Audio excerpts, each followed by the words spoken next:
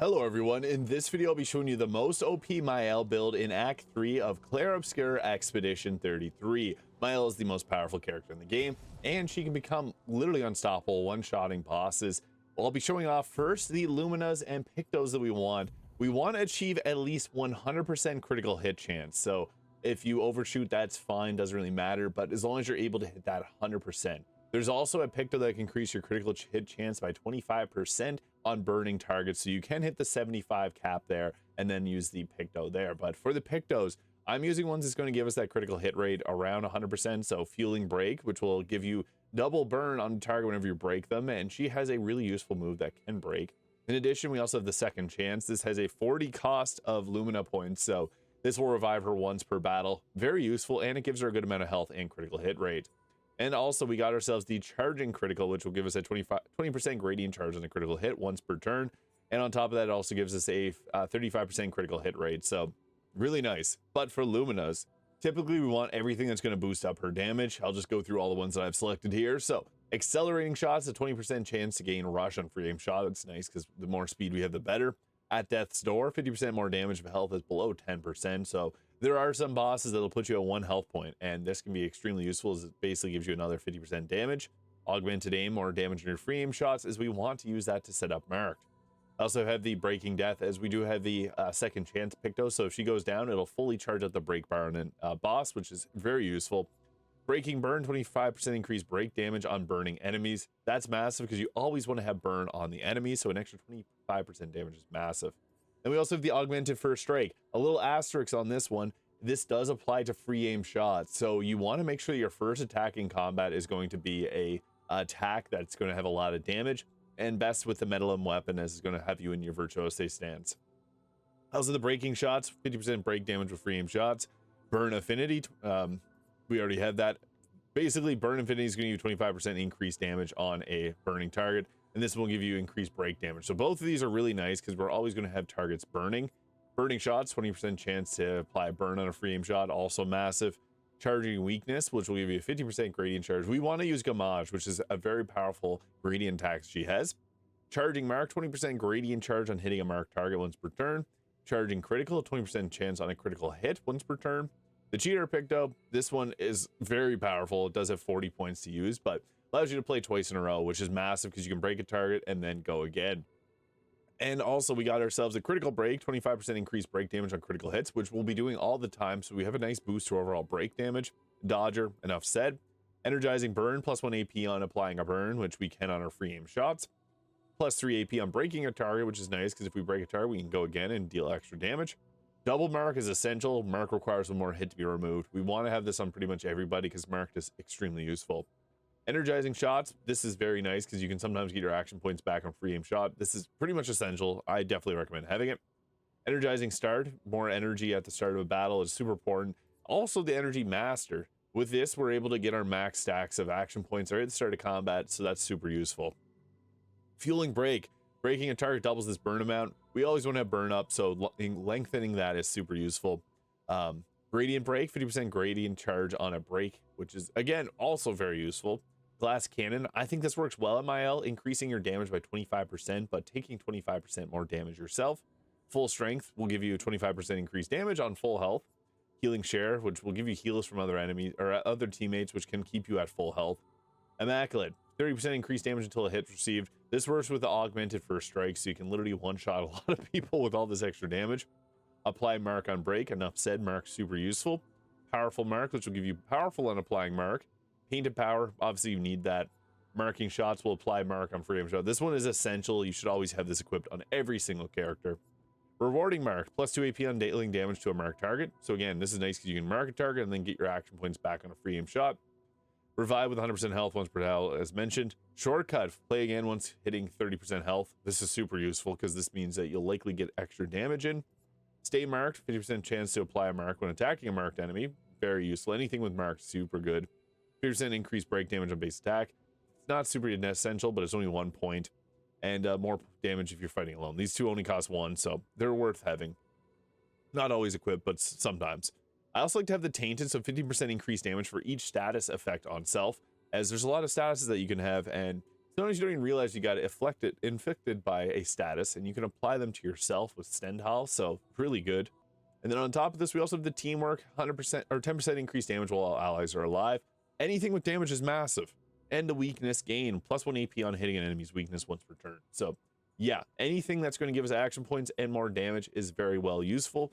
On top of this, you can use the augmented counters as well, as we want to be doing parries as much as possible, and that extra damage can really add up. 150% extra damage is nice. The breaker ability is also good too, which will increase your break damage by 25%. Clair's life is also great if you're using the cheater Picto, because you can get your health all the way back up to full, but this does require 30 Lumina points. Confident Fighter is also a very useful one, which will increase your damage by 30%, but you cannot be healed. So this works well because you can revive yourself, but just be mindful when using this one. As mentioned, critical burn can help out if you only have a 75% critical hit rate, so that can be also a pretty useful one, as we're always going to have burn up. Empowering break to give yourself powerful and breaking a target is also one that's very useful because you can get that extra damage off. Energizing turn is also nice, which will give you an extra action point at the start of each turn, which ends up being 2 extra action points with the energy master. Gradient breaker, also a very useful one because you can use this to deal extra break damage on Gamage, which literally will fill the break bar most times. Greater powerful is also useful because if we get any type of powerful setup on ourselves, that's an extra 15% damage too. In certain fights, the painter is nice, especially versus like Clair. Powered attack is somewhat useful as well, increasing your damage by 20%, but it consumes 1 action point, so just be mindful when using this. We can also go the route of stacking up shields and using powerful shield, which will increase your damage by 10% for every shield that you have on you. Just be mindful the hardest boss in the game will remove all your shields. Quick break is also nice to play again after breaking a target.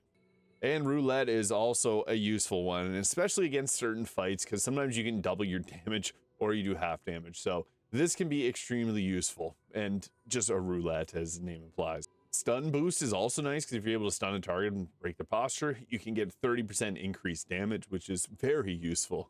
The best weapon for Mael is Medalum here, and this is Scaling agility and or defense and A and agility, which is extremely useful. But the big thing is it starts you in the virtuose stance, and every burn that you apply will in virtuose will be doubled, and burns will also deal double damage. This is very useful because we want to be in our virtuose stance. And the best attributes for Mael, I would recommend getting your defense max. This is going to give you a big boost to your attack power. You can see there. Even going with max might will not actually scale it up. We get maxing might, we'll take it up to 5.8, 5,800, whereas this will put us up to 7,000. So first, max out defense. Next, we're going to be focusing on agility, and then finally maxing out your might. This is going to increase the amount of damage that you do, and we can get that up really high. Mael's all about damage, so we want to really take advantage of that. And for the skills that we'll be using, she has a lot of really effective ones, most notably Stendhal. So this does extreme single target void damage 1 hit, and removes self shields and applies defenseless to themselves. So you just have to be mindful of that, but it is very powerful. This is one of the strongest attacks in the game, and as mentioned, you can actually apply with the shielded power. You can end up increasing your overall damage the more shields you have, but this will remove them all, so just be mindful of that. It takes 8 action points to use, but it's the most powerful skill in the game. We also have Swift Strike. This will put you into virtuose stance if the target is burning, which they'll always be. So this is to get us back into that, to use either Stendhal. If we don't have enough action points, Virtuose is really good here. So this uses 5 action points, but 2 if we're in virtuose stance, so that's when we're going to want to use it. And it deals extra damage to marked targets. That's why I always said we want to have markup. Same thing, Momentum Strike will also deal extra damage to marked targets and have a less cost if you're in virtuose stance. What I typically do is if I'm in virtuose stance, I try to get as many free aim shots as I can until it applies marked. And then I'm going to use either Stendhal, Gustav's Homage, Virtuose, or Momentum Strike, depending on how many action points I have left after I apply the mark. If you get down to 2 action points, you're kind of screwed. You have to use this anyways. But another one that we want to use is the Fleurette Fury here. So this doesn't, this will break the target and it keeps you in virtuose stance. So if you have the ability to go after breaking a target, you can use this and then hit them with the Stendhal or Gustav's Homage. I think that Stendhal ends up being the better of the two. Sciel is a great support in combat because you have 2 skills that are very useful. So one is the Fortune's Fury here. So target ally will deal double damage for 1 turn. So you can apply this onto Mael, which will double her damage. I don't have to mention how good that is. So first, start off with that. If you have the cheater Picto on her, then she can go again.